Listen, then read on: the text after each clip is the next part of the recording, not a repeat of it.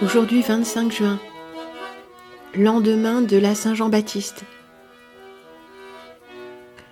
J'avoue, je me sens bizarre. Ça fait un moment que je me sens bizarre. Avant le solstice et pendant le solstice, c'était une oppression dont je pressentais bien qu'elle ne m'appartenait pas en propre. Et là, c'est comme un retour à l'anormal, vous savez, anormal. Ce sentiment de néant, accentué par ce temps assassin, ce soleil assassin, et ce qui filtre par le dépoli de la porte, devant lequel j'ai fini par tirer le rideau. Oui, le dépoli de la vitre de la porte, le dépoli masculin devant lequel, de la porte devant laquelle, et ce qui filtre par une sorte de soupirail où je n'ai pas de volet ou de rideau, c'est une lumière blanche. Blanche, froide. La lumière est froide. Ça veut dire qu'elle est bleutée, elle n'est pas dorée. Ah, j'en ai parlé des milliers de fois, mais on ne sait jamais. D'abord, la plupart du temps, vous n'écoutez pas, il faut bien le dire. Vous n'écoutez que d'une oreille distraite. Et puis, il y a toujours des gens qui arrivent, qui ne me connaissent pas et ne savent pas comment je m'exprime et ne connaissent pas mon monde visuel et ma façon d'appeler les images. Alors, je précise. Et je trouve que ce n'est jamais trop de préciser des choses au sujet de la couleur, notamment, de la qualité de la lumière. Bleu est cette lumière. Bleu comme la lumière des flashs que nous utilisions. Maintenant, ils sont incorporés à tous nos appareillages, nous ne voyons plus rien, mais avant, ils étaient d'assez belle taille. J'en avais un qui se mettait sur quoi est-ce qu'il se mettait ? Ah oui, sur le sabot de l'appareil photo. Tout automatique, mais il y avait un déclenchement. Je ne sais pas comment ça pouvait marcher d'ailleurs. Si, il y avait une petite cellule photoélectrique pour la cellule... Non, pardon, une pile pour la petite cellule photoélectrique, donc peut-être que ça envoyait une impulsion au flash, je ne sais pas. C'était comme la tête de E.T. extraterrestre. C'était comment dire ? Comment on pourrait dire ça ? Un peu comme une boîte d'allumettes dont le tiroir... Non, le grattoir. Plutôt, dont le grattoir aurait été le flash. Donc un truc compact, bord arrondi bien sûr, mais plutôt un peu comme un parallélépipède, qui n'était pas en hauteur, hein, qui était comme à plat, comme ça. Et comme c'était un flash qui pouvait être assez fort, de près, on scotchait dessus du non-tissé, du papier non-tissé, de la cellulose non-tissée, connue sous le nom de Kleenex. Mais Kleenex est une marque. Donc on dépiotait les plusieurs épaisseurs, même on pouvait faire ça avec du Sopalin, qui est aussi une marque, ou du papier cul, qui n'est pas une marque, non, c'est du papier hygiénique. Et de façon à n'avoir qu'une seule épaisseur fine. Ça se vend aussi, ça se vendait en tout cas dans les produits annexes pour les studios photos et photographes, sous le nom de Spawn. Pas Spoon, S-P-2-O-N, cuillère, mais Spun, S-P-U-N. Alors je sais pas exactement, mais c'est un... Ça j'ai jamais su vraiment. Est-ce que c'est un truc qui veut dire atténué, ou est-ce que c'est en rapport avec la fabrication, mais c'est comme c'est un non tissé, un textile non tissé, un peu irrégulier, vous savez. Certains trucs d'emballage sont comme ça, ou des sacs de très faible qualité. Et on pouvait découper des morceaux comme ça et les scotcher avec des scotch, ouais, marque commerciale, de la bande collante ou de l'élastique. Oui, parce qu'un flash, ouais, c'est du franglais. Ouais. Un flash, un appareil qui crée des décharges lumineuses très fortes. Ouais, c'est pas facile, hein. On dit un flash, ouais, c'est marrant. Un flash ne chauffe pas, contrairement aux autres lumières qu'on appelait... mince, comment on les appelait ? En studio, il y avait un nom générique pour tout ce qui n'était pas flash. Ça me reviendra, ça n'a pas trop d'intérêt. Donc toutes ces autres lumières étaient jaunes ou ambrées, elles étaient des tungstènes. Voilà, des tungstènes. Je crois qu'on avait des tungstènes. Et là, le flash est une lumière à décharge, donc elle ne chauffe pas. Donc il y a juste une décharge très violente. Et donc pour atténuer les ombres que crée cette décharge très violente, on mettait dessus un truc pour atténuer. Alors pas un tissu, justement un non-tissé, parce que le non-tissé est inégal. Il y a des endroits plus denses, des endroits moins denses. Donc ça fait un effet très intéressant, ça atténue les ombres quand vous voulez quand vous flashez, donner une décharge lumineuse sur un visage. On n'a pas d'ombre forte, c'était très, très intéressant quand même comme truc. Et aussi si on est tout près, et on photographie mettons des gens d'assez près, pour ne pas tout brûler, c'est-à-dire que la lumière soit pas trop forte, même avec un réglage minimal, le flash pouvait être fort, donc on en met plusieurs épaisseurs. Il y a des petits trucs comme ça qui marchaient très très bien. Pourquoi je dis ça? Parce qu'on a l'impression en fait de ça, la lumière est atténuée, très atténuée, on n'a pas vraiment d'ombre. Il y a quelque chose en suspension dans l'air qui rend la respiration très difficile en plus de la chaleur. On est mal oxygéné, on respire pas bien, on respire beaucoup de choses avec cet air, mais la lumière est quand même blanc-bleu, comme celle d'un flash atténué. Donc c'est pas la joie. Et du fait qu'on respire pas bien parce qu'on n'est pas habitué à cette chaleur, parce qu'il y a beaucoup de pollution dans l'air, ça contribue aussi à nous mettre à cran. Comme si tout le reste ne suffisait pas. Alors je me sens bizarre. Je me sens bizarre à plus d'un titre. Je me sens bizarre parce que je crois que j'ai déjà tout dit. Et que à chaque fois que j'ai tout dit depuis un moment et que je me dis que j'ai plus rien à dire, en fait il y a comme un tournant qui s'opère. Et le nouveau tournant, il est difficile à négocier, chers amis, parce que ça n'est pas du goût de tout le monde, évidemment. Après avoir montré toutes ces fausses idéologies, ces choses qui ont pu nous séduire, parce que soit elles étaient présentées de façon mensongère, soit on ne nous avait pas tout dit sur les clauses en petits caractères, je pense notamment à la religion soumissionnaire qui ne se présente pas comme ce qu'elle est. Ouais, par nature, Satan est le père du mensonge. Donc quand on est obligé de ratisser large en mentant, et forcément, on ne peut pas garder les gens à qui on aura menti. On ne gardera que ceux qui sont séduits par l'aspect de mensonge et à qui on n'a pas eu trop besoin de mentir. Mais la recherche de vérité, la vérité qui a soif de vérité, j'allais dire, elle ne peut pas se tromper, elle peut s'égarer, elle peut prendre des chemins de traverse, mais finalement elle reviendra sur ses pas. Cette recherche de vérité personnifiée par celui qui cherche, bien sûr. Celui qui cherche reviendra sur ses pas s'il s'est laissé égarer. Celui qui cherche vraiment, il pourra s'endormir un moment, se laisser endormir, se laisser distraire, mais il ne pourra pas se laisser voler son âme. Celui à qui on a raconté des histoires, celui à qui on a proposé des pactes, s'il cherche vraiment la vérité, à un moment ou à un autre, il s'en rendra compte. Il s'en rend déjà compte. Et quelque chose le met mal à l'aise. Mais pour faire le chemin à rebours, il nous faut beaucoup de courage. Il nous faut de l'honnêteté intellectuelle et aussi beaucoup de courage émotionnel. Alors prions pour tous ces êtres dont certainement nous faisons partie, qui se rendent compte que quelque chose ne tourne pas rond et qui sont prêts à entamer le chemin du retour. Revenir sur nos pas dans ce chemin que nous avons emprunté qui semblait juste, mais qui était piégeux, qui était une erreur dans laquelle on nous a bien aidés à avancer. Prions pour tous ceux qui sont très loin dans ce sentier de perdition et qui pourtant n'ont pas renoncé à la recherche de cette vérité ultime, qui n'est pas d'ici, mais dont nous ressentons la faim et la soif dans nos cœurs. Prions pour tous ceux qui sont très loin, mais qui n'ont pas abandonné leur humanité. Et prions aussi pour tous ceux qui ne sont pas si loin, mais qui sont dans le doute, qui sont dans la confusion, et qui ont un peu trop d'orgueil pour reconnaître leur erreur. Nous sommes de ceux-là, n'est-ce pas, où nous l'avons été. Quoi qu'il en soit, le virage prochain, je ne sais pas comment vous le dire. Bien sûr, je suis très intéressée par la théologie chrétienne et catholique. Non pas que je crois, les catholiques vont pas aimer, bien sûr, mais que ce soit l'ultime vérité sur la terre. Parce que quand je lis Saint Paul, il y a des choses magnifiques, mais il y a des choses aussi dont je lis qu'elles émanent de l'homme, Saint Paul. Avec tout son lourd passé, l'homme d'une culture, l'homme d'une civilisation, l'homme d'une éducation, le circoncis du 8e jour, dont le système endocrine a explosé, ne l'oublions pas.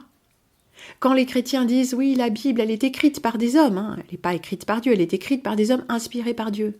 Tout est inspiré par Dieu. Sérieux.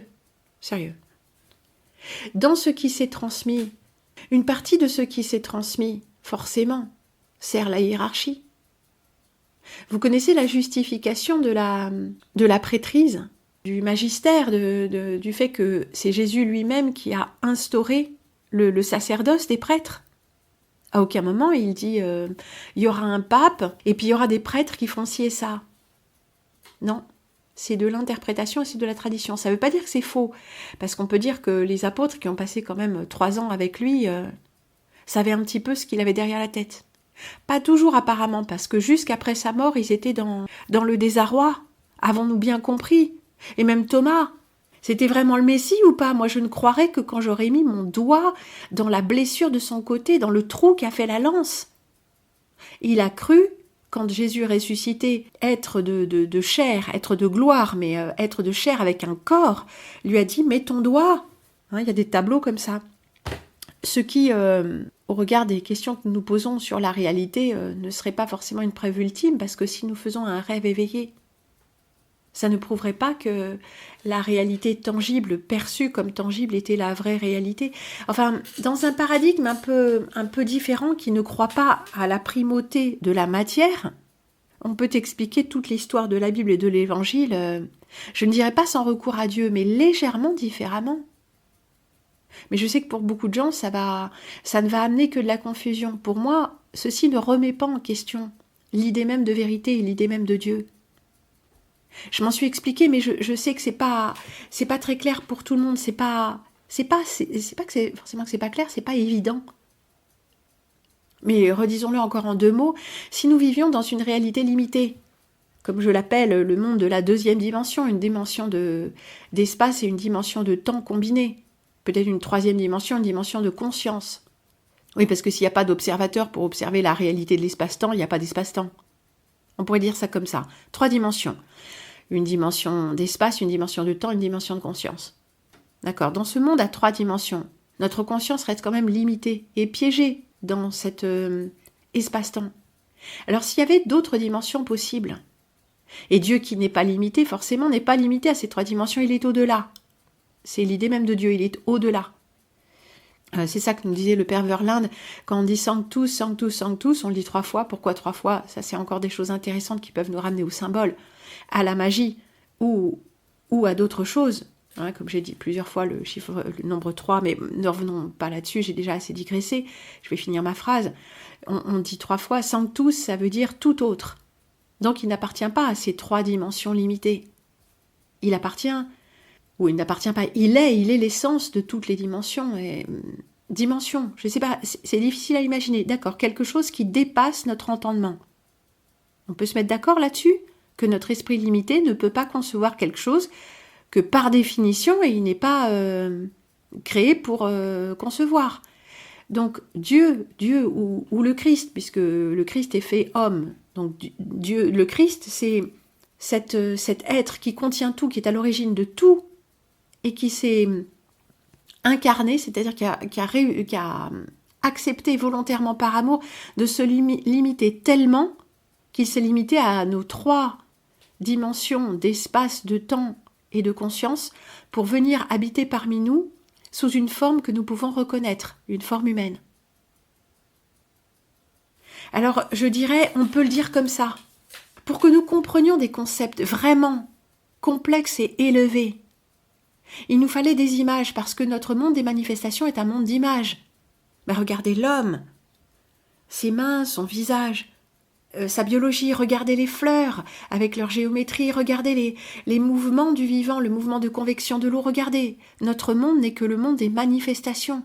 Notre monde a 3 dimensions, soi-disant 3 dimensions d'espace, mais que j'appellerais moi 3 dimensions, une dimension d'espace, une dimension de temps, une dimension de conscience.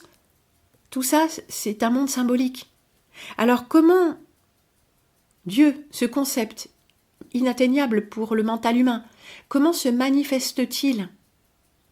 Un petit peu comme un être en 3 dimensions serait Dieu dans le monde des platistes, vous savez, ces êtres en 2 dimensions, qui ne voient que des traits et des points. Eh bien, comment Dieu pourrait-il se manifester à nous? Eh bien, sous la forme d'un homme, mais qui ne serait pas mortel, mettons. Donc quelque chose qui dépasse notre entendement de la réalité.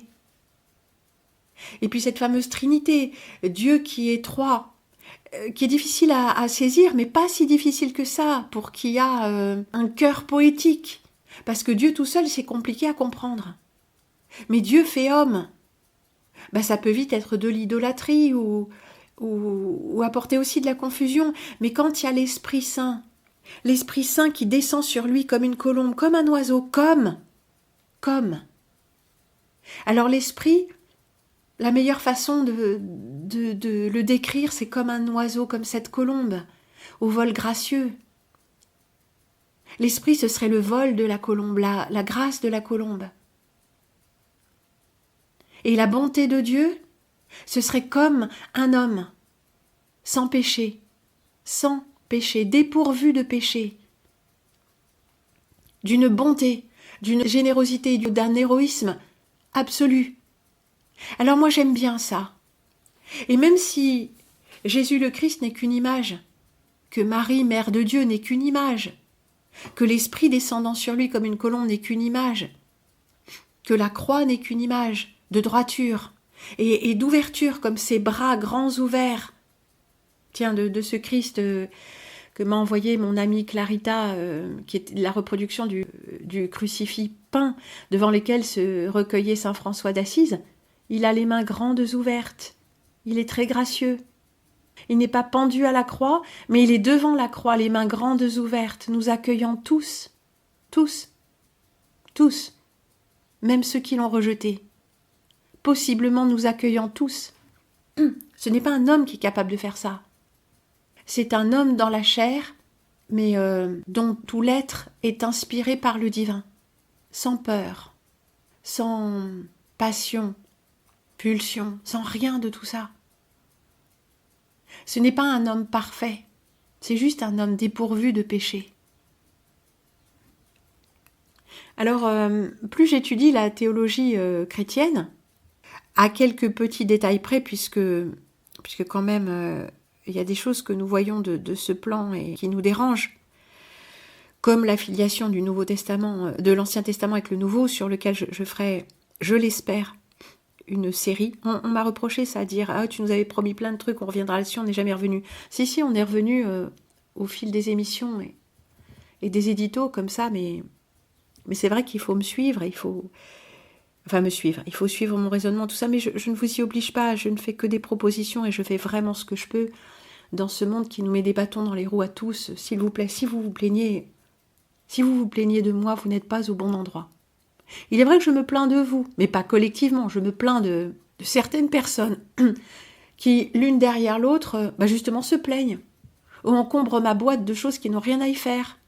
Comme ce personnage qui, je pense, est amoureux de moi depuis le début, à sa manière, et qui me dit que dans un direct où je me peignais les cheveux et que ça dégageait ma nuque, il avait envie d'y déposer des baisers.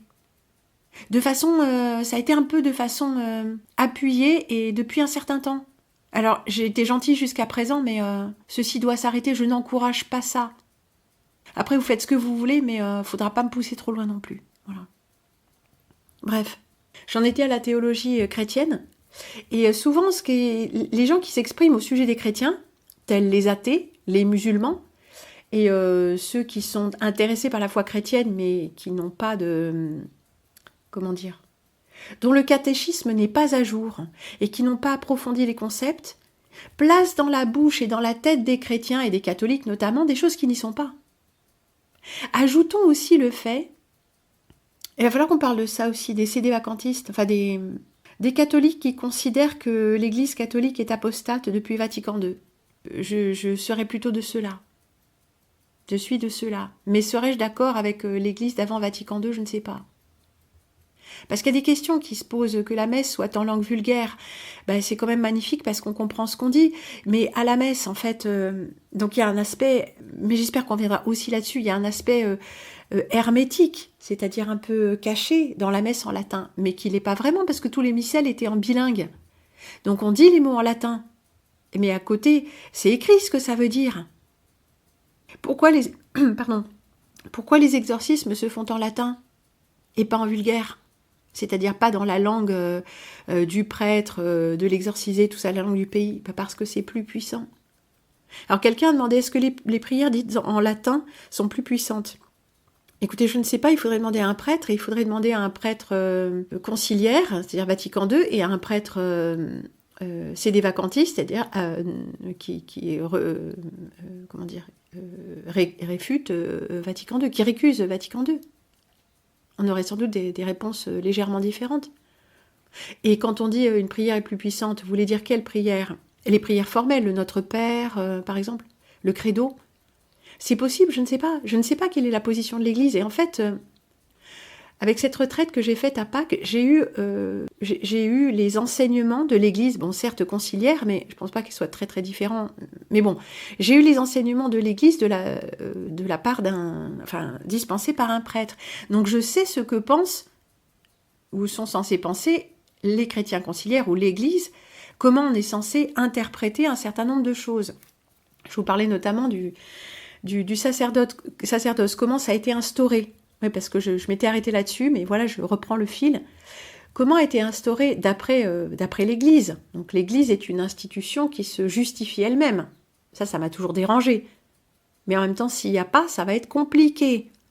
Quand on voit les religions sans Église, hein, les bouddhistes, 1000 moines, 1000 religions, encore que les bouddhistes, c'est pas violent, mais les soumissionnaires, c'est une religion où, à de nombreuses reprises, dans le livre, hein, ouais, parce qu'il y a les coranistes qui refusent tous les textes autour.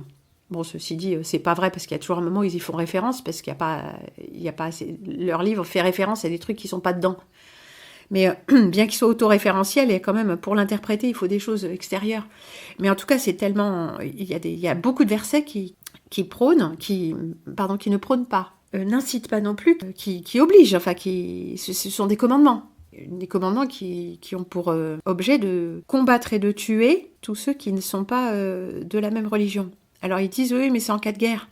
Mais ce qu'il faut comprendre, c'est que la notion de guerre dans le soumissionnarisme, guerre, c'est tous ceux qui ne sont pas affiliés à la religion. Donc les pays de guerre, c'est tous les pays qui ne sont pas affiliés à la religion. Les communautés qui sont en guerre, même si des gens archi-pacifiques, qui cultivent leur champ sans rien dire, et tout ça, et qui restent tranquilles dans leur coin, ce sont des nations avec lesquelles le soumissionnarisme est en guerre s'ils ne sont pas affiliés. Alors une fois qu'on est affilié obligatoirement, sous peine de tête coupée, eh ben, on devient obligatoirement, on doit participer à l'effort de guerre envers tous les autres. C'est pas juste, tu te convertis, puis voilà, tu continues ta vie. C'est pas vrai du tout. Ils nous ont présenté ça non, puis après, je reviens au sacerdoce. Hein. Ils nous ont présenté ça depuis je sais pas, 70 ans dans les séries à la télé sous forme d'épidémie. Vous savez, quelque chose qu'on consomme, ou de l'air qu'on respire, ou un truc dans la bouffe ou dans le sang, et puis ça nous transforme comportementalement, et on devient comme les zombies. En fait, c'est quoi les zombies à votre avis? Des gens qui n'ont plus de regard, plus de pensée personnelle, plus d'existence propre, et qui font partie qui ont un seul mental dirigé, et qui tuent les autres, afin qu'ils deviennent comme eux des zombies. Ça vous évoque quelque chose ou rien? Parce que dans cette idéologie de mort, le truc suprême, c'est de mourir pour Dieu, en tuant le plus possible de gens. Intéressant, hein? L'idée du zombie, c'est qu'on pourrait dire que, étant mort-vivant, il n'atteint pas la vie éternelle. Il reste damné sur la terre. Alors quand on sait ce que c'est que le paradis pour certaines religions, on voit qu'il s'agit de choses matérialistes et tout à fait satanistes. Donc l'image des zombies est une très bonne image. L'image de l'épidémie aussi. Bien que ce qu'on appelle un virus. Bon, ce qu'on appelait un virus au XIXe siècle, c'était quelque chose d'indéterminé entre le miasme, le microbe, le bacille. Ce qu'on appelle maintenant un virus, c'est quelque chose pour lequel on n'a aucune imagerie scientifique, que de l'imagerie artistique. Et les rares images scientifiques qu'on a montrent des exosomes, c'est-à-dire des productions du corps destinées à... des productions du système immunitaire, on va dire, hein, des enquistements de saleté, de parasites, de choses comme ça, destinés à être éliminés par le corps. Mais j'en reviens au sacerdoce. Comment est-ce que l'Église justifie que Jésus a institué le sacerdoce des prêtres? Eh bien, ça se passe à Pâques, quand Jésus-Christ lave les pieds des fidèles. Le lavement de pieds lors du dernier repas. Au cours du repas, il enlève son vêtement. Donc ça, on pense qu'il porte une robe ou un vêtement du soir, un vêtement peut-être cérémoniel, ou enfin, en tout cas, ils étaient pauvres, donc il enlève son vêtement, peut-être pour ne pas le salir, je ne sais pas, ou pour plus d'humilité, ça je ne sais pas trop, on ne nous a pas expliqué ça. Et il prend donc il est je pense en pagne, en périsonium, on pourrait dire en sous-vêtement, et il prend un linge qui met à sa ceinture, qui coince à sa ceinture. Donc on pense qu'il est en pagne. Vous savez, un pagne, c'est une jupe, on pourrait dire. Le vêtement était soit une robe, comme une djellaba, soit une jupe. Hein, les cultivateurs, tout ça. Ils portaient ce qu'on appelle un pagne, mais un pagne, c'est pas un truc en raffia, hein, c'est une sorte de jupe, en fait. La jupe n'est pas forcément un vêtement féminin. Ça dépend des cultures. Donc il s'agenouille devant eux et il leur lave les pieds. Alors, il y a deux choses dans le fait de laver les pieds, surtout ou même et surtout à cette époque, c'est le fait que les gens portaient des sandales et que quand on porte des sandales et qu'on marche longtemps, ce qui était le cas des disciples et de tous les gens qui n'étaient pas extrêmement riches pour se pourvoir avec des chevaux, choses comme ça, mais même avec les chevaux, la poussière du chemin, tout ça, surtout dans des contrées où c'est très désertique, dès qu'on arrive quelque part, ce qu'on fait pour honorer le visiteur, c'est lui laver les pieds. Pourquoi ? Parce que les pieds sont le véhicule quand même. Quand on a marché beaucoup en sandales, les pieds sont poussiéreux et les pieds sont fatigués. Donc on fait asseoir le visiteur et on lui lave les pieds. Ça délasse immédiatement. Peut-être en même temps qu'on lave les pieds, on frotte un peu la plante des pieds, les orteils, tout ça, et ça délasse. Ça nettoie. Donc comme on rentre dans les intérieurs aussi, ou peut-être on va marcher pieds nus sur des tapis, des choses comme ça. On pense à une culture du désert, mais même à une culture des villes. On va rentrer à l'intérieur, on ne va pas amener toute la poussière, et aussi on est défatigué. Ça, c'est la première chose. Le lavement de pieds dans ce genre de culture tombe sous le sens. C'est aussi un geste de gentillesse, de bienveillance, de soin qu'on a envers son visiteur, mais également laver les pieds implique que celui qui lave les pieds s'abaisse au niveau des pieds du visiteur. Donc sinon se prosterne, du moins se rabaisse, se rapetisse. Le pied, c'est aussi, on tape du pied dans quelque chose qu'on méprise. On met son pied sur la nuque de quelqu'un pour l'humilier tout à fait. Donc c'est sinon une humiliation volontaire, le fait de se rendre humble devant quelqu'un. C'est un honneur qu'on fait à son visiteur. Bon, là, il n'est pas question de visiteur parce qu'ils sont en train de manger ensemble, mais c'est un honneur extrême que fait celui qui s'est déjà déclaré comme étant fils de Dieu envers des hommes pécheurs qui sont ses disciples, ses élèves. Donc Pierre refuse absolument et lui dit « Seigneur, tu ne me laveras jamais les pieds. Je refuse. » C'est plutôt à moi de te laver les pieds. Et Jésus lui dit « Dans ce cas-là, tu ne pourras pas avoir de part avec moi. C'est tout ou rien, mon gars. Tu vas me laisser m'abaisser devant toi et tu vas comprendre pourquoi je l'ai fait. Le meilleur d'entre nous sera le serviteur. » Et Pierre accepte. Pas de grand cœur, mais il accepte. Donc si Jésus lui-même, Dieu dans la chair, Dieu fait homme, s'abaisse à laver les pieds de ses disciples, là en plus les pieds sont propres, ils sont à l'intérieur. Donc c'est vraiment pour dire, le plus grand honneur que je puisse faire, le plus grand signe que je me rends humble devant vous, que dans cet instant je vous mets au-dessus de moi, c'est de vous laver les pieds.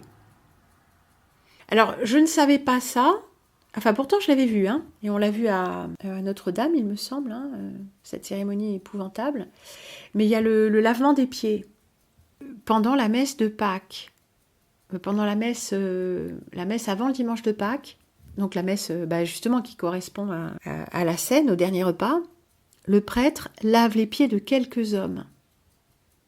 Alors, quand c'est des très grandes messes comme ça, c'est le prêtre ou l'évêque qui lave les pieds d'autres prêtres.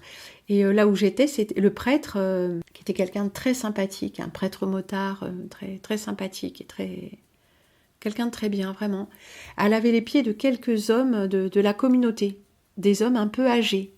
Oui, bien sûr, des hommes un peu âgés, mais à qui on va rendre hommage. Des hommes un peu plus âgés que lui et de son âge. Et il y avait comme ça 4 4 ou 6 hommes, je ne sais pas, ça peut pas prendre non plus trop longtemps dans la cérémonie. Ces hommes représentent... Alors c'est des hommes, hein, bien sûr, les apôtres étaient des hommes, ouais. Ouais, mais on reparlera de cette église d'hommes. On a déjà évoqué la question, peut-être on pourra reparler de ça, spécifiquement lors d'émissions en direct ou ensemble, mais il lave les pieds de ces hommes, qui ne sont pas des prêtres. Et ce geste du Fils de Dieu honorant les apôtres, donc ceux qui avaient donné leur vie pour le suivre, ça instaure le sacerdoce. Désormais, les apôtres sont investis de la mission du Christ. Ils peuvent chasser les démons, ils peuvent donner l'absolution, ils peuvent pardonner, ils peuvent parler en son nom. Ben, vous me direz, il n'en découle pas automatiquement que les prêtres sont célibataires et qu'ils ont certaines prérogatives et tout ça. Non, pas directement. On pourrait étudier un petit peu plus les écrits des pères de l'Église. Mais une fois que le Christ n'était plus parmi eux, comment allait-il conserver sa tradition, le garder vivant? Ben ça, c'est des débats très importants qui ont eu lieu depuis tout de suite, depuis juste après sa mort. Ils ont gardé vivant ces paroles, ils les ont écrites sur des papyrus, ils sont passés les papyrus. Après, ça a été recopié, mais en un premier temps, les chrétiens étaient beaucoup en fuite, leurs écrits ont été détruits, se sont abîmés, ont été saisis, etc. Donc c'est pas étonnant qu'on n'ait pas d'écrits du 1er siècle, il n'y avait pas de bibliothèque dédiée. Ça a été une idéologie qui ne plaisait pas au pouvoir, donc qui était pour chasser. C'est assez compréhensible, c'est assez logique. Dans ce temps linéaire dont nous demandons toujours s'il a existé, l'histoire cependant est cohérente. Ce qui est assez intéressant parce que c'est un des indices de la vérité, c'est qu'une histoire est cohérente. Et plus on l'étudie sous tous les angles différents, plus elle se renforce au lieu de tomber en petits morceaux, comme d'autres histoires. Il y a aussi l'institution de la papauté. Tuer Pierre, Céphas, Shimon, et sur cette pierre, Céphas, je bâtirai mon église. Mon église, l'église, c'est l'assemblée. C'est pas la hiérarchie, c'est pas le magistère, l'église. L'église, c'est l'assemblée des chrétiens. Alors, comment est-ce que Pierre, qui est favorisé par Jésus-Christ de son vivant, devient-il le chef? Le chef, c'est-à-dire la tête. Hein. Chef, ça veut dire tête. Eh oui, capita, ouais. La tête de l'église, le guide de l'église. Est-ce que cette parole suffit? Ou est-ce que Pierre, qui a accompagné le Christ, l'a compris comme ça et les autres apôtres aussi? Pierre et Jean ont été favorisés par le Christ. Il leur a donné des attributions vraiment spécifiques. À Jean, il a confié sa propre mère. Jean était peut-être son préféré. Alors certains y ont vu une liaison homosexuelle, tant qu'à faire. Mais il y avait une liaison de cœur. Quand il pose sa tête sur la poitrine, Jean, celui que... Ou on dit pas Jean, mais celui que... le disciple que Jésus aimait. Ça veut dire qu'il a une affinité. Ils s'aimaient pas tous comme des fous, les apôtres. Ce sont des gens qui ont... Des personnages qui ont tout quitté pour le suivre. Ça ne veut pas dire qu'il y avait des affinités entre tous. D'ailleurs, il y a une tension forte entre Pierre et Jean. Mais il y a quelque chose de plus fort que cette tension et cette recherche de proximité avec le maître et tout ça. Il y a le maître, le rabbi, le maître dans le sens, pas maître esclave, mais professeur, enseignant spirituel. Il y a quelque chose, il y a une sorte de rivalité, oui. Ils ne sont pas sur le même plan l'un et l'autre. Ils n'ont pas le même caractère. Ils n'ont pas le même contexte culturel et familial. Pierre est un homme fruste, un pêcheur qui s'emporte vite, qui a le glaive, qui a vite le glaive à la main. Il est armé, Pierre, puisqu'il tire son arme pour défendre Jésus. Ah oui, on croyait que les apôtres, ils étaient comme ça, les mains dans les poches. Bah, pas tous. Et Jean, d'ailleurs. Jean, dont on a vu qu'il était vraisemblablement, possiblement, fils ou neveu de grand prêtre, possiblement siégeant lui-même au Sanhédrin. C'est un disciple secret jusqu'à... Il est là, à la scène, et il est au pied de la croix. Pourquoi y est-il? La scène, ça se passe chez quelqu'un de riche, mais ils sont cachés. Ça se passe dans les beaux quartiers, mais ils s'y sont rendus un peu secrètement, tous ces pouilleux d'apôtres là qui sont plus ou moins recherchés. C'est ça qu'on avait vu, hein. Et ils sont chez peut-être même chez Jean, ou ils sont chez un personnage assez riche qui jouit de certaines protections. Et c'est pour ça que Jean serait vraiment le témoin privilégié, parce qu'en fait, il peut rentrer chez Anne et Caïphe, les grands prêtres, parce que lui-même, il est de la maisonnée, parce que lui-même, c'est un personnage de l'élite. Et peut-être que justement, il peut être au pied de la croix sans être inquiété d'arrestation ou de subir le même sort, parce que lui-même, il a un titre à y être, ou il a une protection. S'il assiste au supplice, c'est peut-être officiellement en tant que témoin de la justice du temps, ou bien parce que il ne sera pas inquiété, parce que il a des protections très élevées. Il faut aussi remettre du contexte. Parce que si on se pose des questions que comme si c'était une histoire symbolique qui est racontée, alors on se dit, mais pourquoi l'auteur, il a dit ça et il a fait faire ça à son personnage? Mais si c'est quelque chose de réel, hein, comme cette personne, cet auteur qui a écrit les évangiles sont des reportages, n'en déplaise à certains. Mais justement, il y a des choses qu'on ne peut pas comprendre si on n'a pas certaines clés. Des choses entre les lignes ou des choses qui ne sont pas dites. Et même le fait que les 4 évangiles ne racontent pas tous la même chose, que ça diffère un peu dans les détails, ça rajoute justement à la véracité. Pourquoi ? Parce qu'il y a eu des études qui ont été faites, notamment aux États-Unis, sur la façon dont on pouvait recouper les témoignages dans des affaires, on va dire des affaires policières ou criminelles. Comment est-ce qu'on arrive à déterminer qu'un témoignage est vrai, ou que des témoignages sont vrais, des témoignages qui se recoupent? Alors, ils ont fait beaucoup d'études sur des témoignages qui étaient faux lors de coups montés ou choses comme ça, et des témoignages qui étaient vrais dans des affaires où différents témoins racontaient des choses et que les faits avaient été avérés, enfin, des affaires qui avaient été résolues, hein, bien sûr. Quand les témoignages sont faux, donc plusieurs personnes qui se mettent d'accord pour se tenir les uns les autres, les témoignages ne varient jamais. Par exemple, une personne, on lui demande, on en avait parlé déjà ça, hein, on lui demande de plusieurs fois, plusieurs reprises de donner sa version, il va toujours donner la même. Il dévie pas. Parce qu'un menteur, il lui faut énormément de mémoire, donc il va concevoir une version et il va s'y tenir. Mais plus intéressant encore, tous les témoignages concorderont. Parce qu'ils auront tous décidé quelque chose et ils décideront de s'y tenir. Dans la réalité, c'est très différent. Il n'en va pas du tout de même dans la vraie réalité. Parce que chacun, vous avez bien vu quand même que chacun vit dans son monde et que chacun prête attention à une série de choses, qui découlent directement du prisme à travers lesquels nous voyons la réalité, ce que j'avais appelé la sphère de la conscience. Chacun voit le monde à travers la sphère de sa conscience. Donc certains vont prêter attention aux détails. Par exemple, moi je vais prêter attention aux couleurs des vêtements. Enfin, c'est pas que je vais prêter attention, mais que j'ai une mémoire photographique, on va dire en couleurs. Pas toujours, hein. Il y a des choses qui arrivent au premier plan et d'autres non. Il y a des choses dont je me souviens parce que je me souviens des couleurs. Ou bien je me souviens d'une composition de l'image. Ou je me souviens de la formulation de quelque chose. Mais d'autres personnes, pas du tout. Elles ont des impressions plus vagues.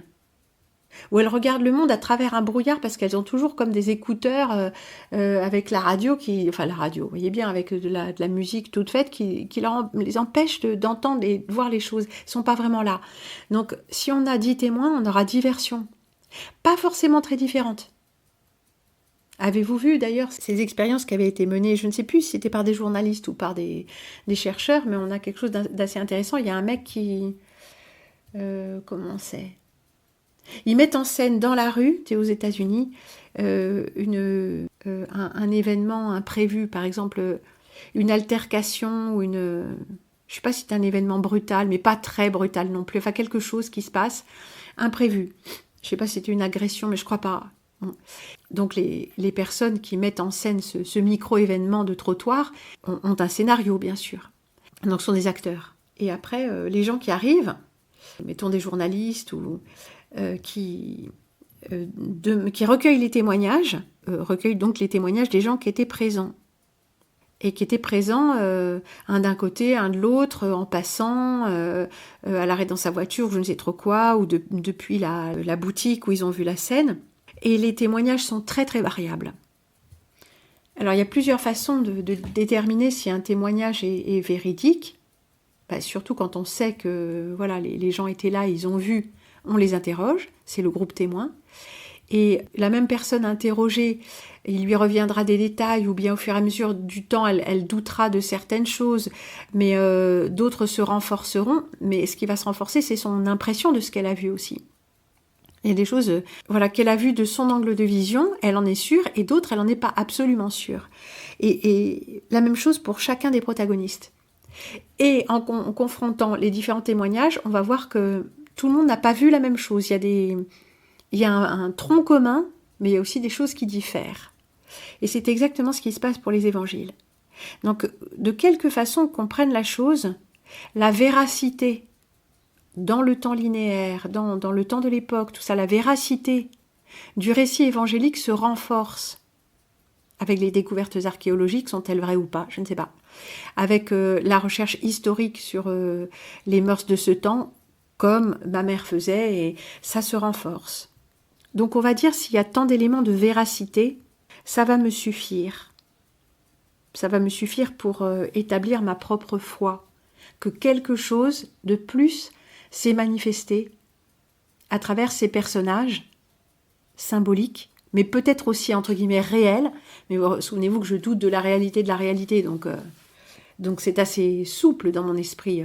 Comment dire, toutes ces croyances religieuses, elles ont quand même une certaine souplesse, puisqu'on ne sait pas exactement ce que c'est que la réalité. Par contre, le fait que des hommes qui arrivent après la bataille et qui ont vu Jésus en rêve et à qui Jésus a donné des directives quand même précises et qui se sont avérées, mais comme Paul, que des êtres qui ne l'ont pas connu, ne l'ont pas côtoyé, puissent dire oui, Jésus, il m'a donné pour mission de... ça me rappelle un peu un certain Mahomet dans la caverne qui dit ouais, alors moi, je suis investi par Dieu. C'est écrit dans le Coran. Enfin, c'est écrit. C'est récité dans la récitation. Le Coran, c'est récitation. Qu'est-ce qui est récité? Que je suis le prophète. Où est la preuve? Dans la récitation. C'est complètement circulaire. Et là, il y a un truc un peu comme ça, quand Paul dit femmes, soyez soumises à vos maris. Devine. C'était la loi de l'époque, c'était la charia juive. Il faut respecter la loi de Moïse. Mais dans l'Ancien Testament, selon les paroles et les faits de Jésus, c'est pas exactement ça qui est dit. Donc ils l'ont compris comme ils pouvaient le comprendre, au mieux de ce qu'ils pouvaient comprendre. Mais Jésus n'étant pas un homme, s'étant incarné comme un homme de son temps, c'est-à-dire un moment où la pensée quand même, comme toujours d'ailleurs, la pensée ambiante et rigide, mais une certaine pensée avec des hommes de son temps, recontextualisation, mais lui-même, il n'a fait que retourner leur loi immorale finalement, la loi de Moïse, la loi de Moïse, la loi. Il n'a fait que retourner ce qu'il y avait d'immoral dans leur loi contre eux, constamment. Il n'a pas suivi exactement la loi de Moïse, sinon il aurait pris la première pierre pour lapider la femme adultère. Il est beaucoup plus fin que ça. Non seulement parce qu'en tant qu'homme, il se serait fait lapider avant l'heure, et une paire de fois, on le voit même s'échapper, mais aussi parce que il y a un message. Cette loi, vous la trouvez juste? Il ne le dit pas, il le montre. Parce que quand il dit « je ne suis pas venu abolir la loi, mais l'accomplir », mais quelle loi? Qu'est-ce qu'il met en avant? Tu aimeras ton prochain comme toi-même. Quand Paul dit « ah, il faut honorer vos parents, et alors il assouplit aussi, c'est parce que ton père et ta mère, tu honoreras. Honorer, c'est quoi? Honorer, c'est se soumettre. C'est respecter, mais pas juste posture morale. Se soumettre, obéir. Mais ce qui nous montre, qu'est-ce qu'il dit, Jésus le Christ? J'espère avoir l'occasion de revenir vraiment là-dessus, que le mot n'est pas la chose. Même avec le Seigneur Jésus-Christ, il dit « celui qui aime son père et sa mère plus que moi n'est pas digne de moi ». C'est ça, honorer son père et sa mère? Selon la loi de Moïse?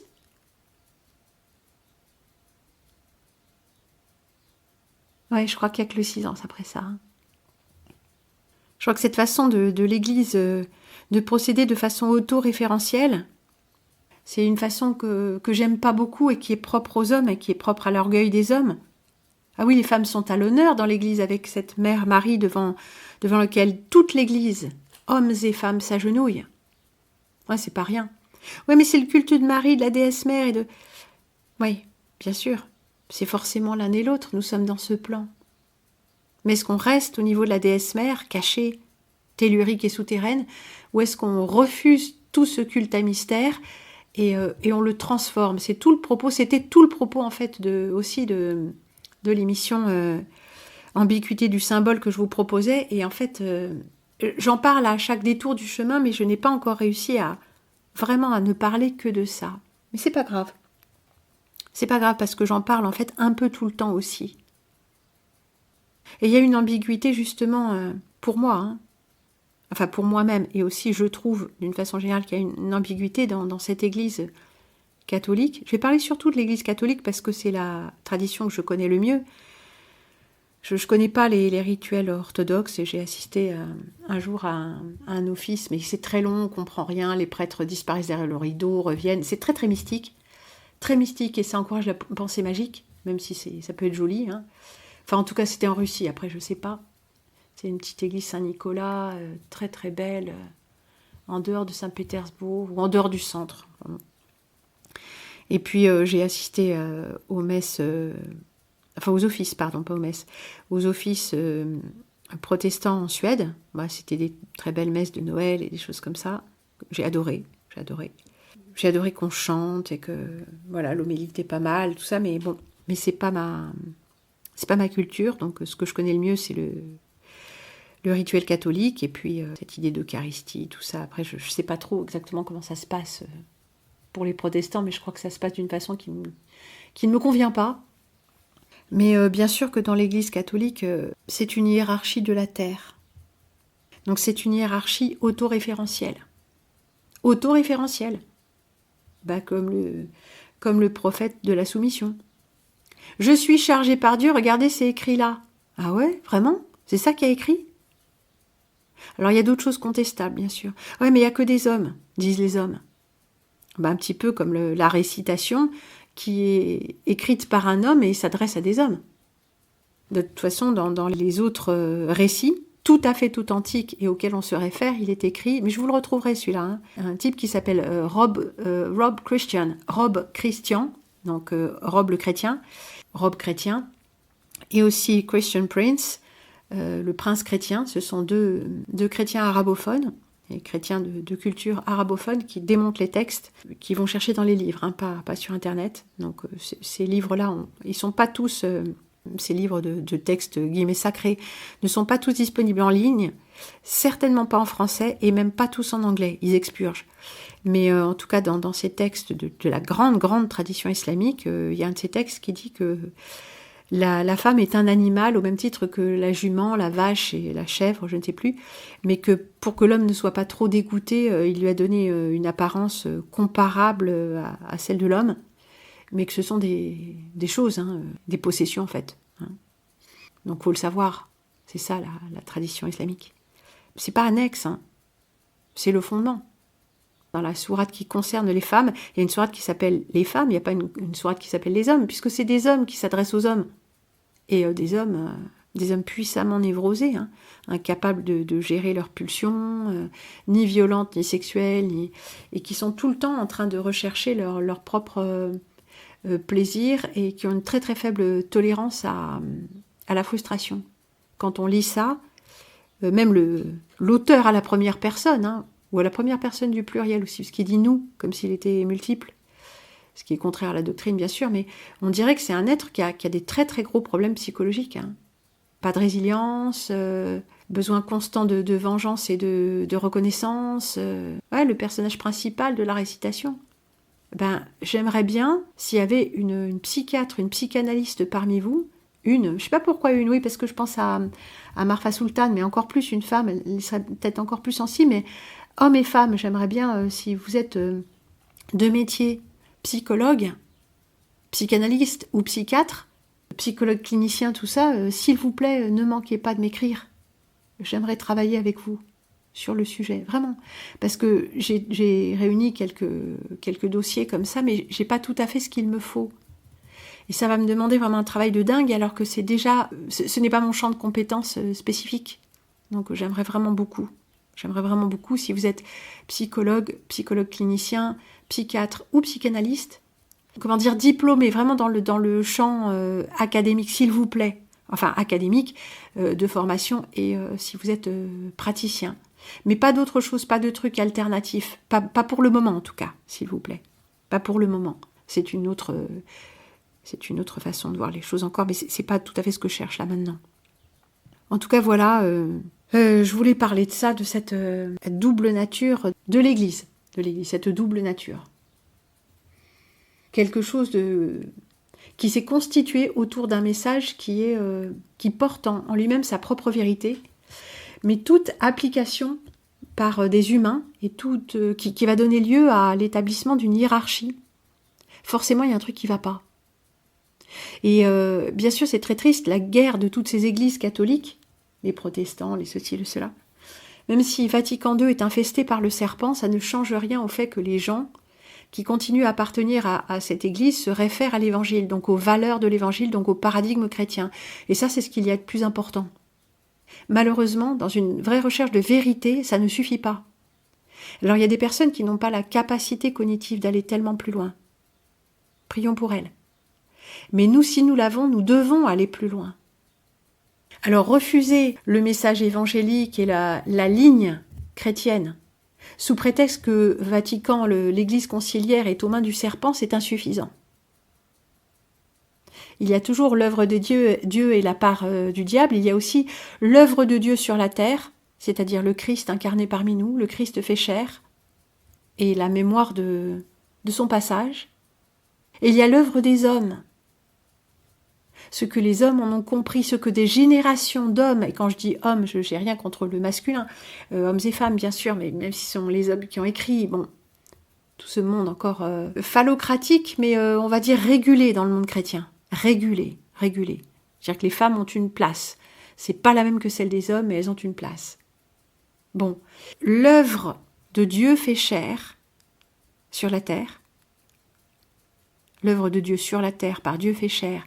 Et l'œuvre des hommes, la façon dont les hommes ont essayé d'instaurer le règne du Christ, ce sont deux choses différentes. Il ne faut pas s'y tromper, mes amis. Malheureusement, nous n'avons que ça. Sur la terre, étant des hommes, nous devons, avec nos frères humains, nous engager dans le combat spirituel. Alors choisissons bien avec qui. Pour ma part, je penche plutôt vers l'Église non conciliaire. L'Église catholique, c'est des vacantistes. Mais c'est pas les purs des purs. C'est des gens qui se positionnent d'une façon qui me paraît plus juste que donner un blanc-seing au pape qui profane le lieu qui a été consacré, le haut lieu du catholicisme. Mais bon, si on regarde déjà Saint-Pierre et tout ça, toute cette architecture, tout ce truc, c'est déjà l'établissement de... Dès qu'il y a beaucoup d'or, de faste, tout ça, nous ne sommes plus avec Jésus-Christ, nous sommes avec le maître de ce plan. Donc on fait que dégringoler de dégringolade en dégringolade. Pourtant, ce n'est pas d'être dans notre coin en refusant tout, le texte de la prière, l'idée même d'église, la hiérarchie, tout ça, en refusant tout, eh bien nous redevenons individualistes, c'est-à-dire que nous faisons la volonté de notre maître Satan. Ben oui, si nous lui vouons un culte malgré nous, ça devient notre maître. Vous voyez, il n'y a pas de voie toute tracée, il va falloir que nous positionnions à chaque moment pour manifester la voie de l'évangile. Déjà, il faut savoir ce que c'est que l'évangile. Parce que si on se réfère à Jésus, en faisant qu'à sa tête et en ne connaissant même pas l'essentiel de son message, qu'est-ce qu'on fait, en fait ? Parce que les gens qui se réfèrent à Jésus, le Jésus mystique, le Jésus hindou, mais qui n'ont jamais lu l'évangile, qui est dans notre ligne de temps quelque chose qui est avéré. C'est l'une des choses les plus, guillemets, vraies auxquelles nous puissions avoir accès. Les gens qui sont christiques aussi, christiques mais pas chrétiens. Mais que savez-vous du Christ si vous n'avez même pas lu son histoire ? Donc chacun se fait une idée. Ça ne suffira pas. Ça ne suffira pas. Il faut que nous sachions avec quoi nous sommes d'accord, avec quoi nous ne sommes pas d'accord. C'est ça aussi ce monsieur qui m'avait dit comment savoir que nos pensées sont à nous? Eh bien, en travaillant un peu dessus. Cette pensée qui me vient, est-ce que je la fais mienne? Ou est-ce qu'elle s'est juste insinuée dans mon esprit? Est-ce qu'elle a juste été émise par quelqu'un de plus, guillemets, intelligent, élevé, avisé, vénérable que moi? Ou est-ce que je suis d'accord, profondément d'accord?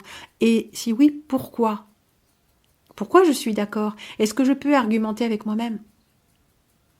Ça, chers amis, c'est quelque chose que je fais depuis l'adolescence, de remuer des idées, mais pas n'importe comment, en me disant, voilà, moi je pense ça, je le ressens, mais ça suffit pas. C'est comme ça que j'ai réussi à démonter, avec de l'aide aussi, parfois, mais parfois non, toute seule. J'ai réussi à démonter des idées qui étaient vraiment miennes, des choses auxquelles je croyais vraiment. Mais ma croyance ou ma pensée était basée parfois sur de l'émotionnel. Et en remettant ces idées sur le métier, je me suis rendu compte que certaines de ces idées, je les défendais bec et ongle parce qu'en fait, j'étais attachée émotionnellement à certains concepts. Si je faisais l'effort de faire comme si je n'étais pas attachée et que j'examinais des arguments contraires, parfois ces arguments contraires étaient plus raisonnables, plus justes, plus cohérents que mes arguments de départ pour mes propres croyances. Donc il m'a fallu admettre que, entre guillemets, j'avais raison contre moi-même. Non, que la position qui n'était pas la mienne au départ, je reconnaissais qu'elle était plus juste que ma position à moi que je défendais avec passion, c'est-à-dire avec beaucoup d'émotionnel. Donc il nous faut faire ce travail en nous-mêmes, pas uniquement un travail de documentation, mais parfois si aussi, pour savoir pourquoi nous pensons ce que nous pensons. Eh bien, les études que nous avons faites quand nous étions jeunes, ou ce que nos parents nous ont dit, ou ce que nous avons cru comprendre à un moment, mais peut-être que nous n'avions pas toutes les données disponibles, et qu'en présence de toutes les données, eh bien, nous devons bien reconnaître que ces données nouvelles nous font changer d'avis. Alors, il y a en effet le fait de ne pas dire « ouais, non mais moi je sais ou je veux pas savoir », et d'aller creuser un peu des domaines que nous pensions connaître, parce que notre vision pourrait bien changer. Et puis, il y a le travail personnel de se dire « pourquoi je pense ça ?» Si je pensais le contraire en fait, ou si je pensais quelque chose de différent, qu'est-ce que ça changerait dans ma vie? Et si le mec avec qui j'ai parlé hier et qui m'a vraiment mis en échec sur mes croyances, là, si c'était lui qui avait raison sur ce point-là, ça changerait quoi pour ma vie? Rien que ça. Rien que ce léger pas de côté mental et émotionnel, comme ça en nous-mêmes, sans être forcément confronté à quelqu'un qui essaye d'avoir raison contre nous. Mais si nous-mêmes nous nous disons, est-ce que je risque quelque chose à considérer une position différente ou même franchement opposée à la mienne? Est-ce que je risque quelque chose émotionnellement? Si on sent que ça remue à l'intérieur, la réponse est oui. Et c'est là généralement que ça se situe. Quand on est vraiment tranquille avec les choses qu'on pense, on n'a pas besoin de les défendre bec et ongle en s'énervant. Il suffit juste de montrer les données.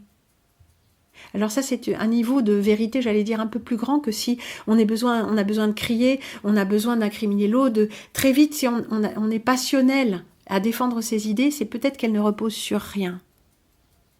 Ça, c'est quelque chose qui s'est vérifié encore et encore et encore, notamment dans les débats avec les soumissionnaires. Moins ils ont d'arguments, plus ils attaquent. Et très rapidement, c'est des attaques à la personne. « Ah, t'es énervé, hein? Ah, t'es énervé. Regarde, t'es énervé. Regarde, calme-toi, parce que tu vois, t'as pas d'argument. Et en fait, c'est eux. Ils projettent, ils n'ont pas d'argument, ils sont en phase panique, et ils projettent sur l'autre. Mais l'autre continue tranquillement à égrener la liste de ses arguments et ses références. Et eux n'ont rien en face. Donc, quand nous nous surprenons à nous comporter de la sorte, c'est que nous n'avons pas d'argument, y compris à nos propres yeux, mais que nous sommes attachés émotionnellement. C'est pour ça que j'avais repris cette phrase que je ne sais même pas d'où elle sort.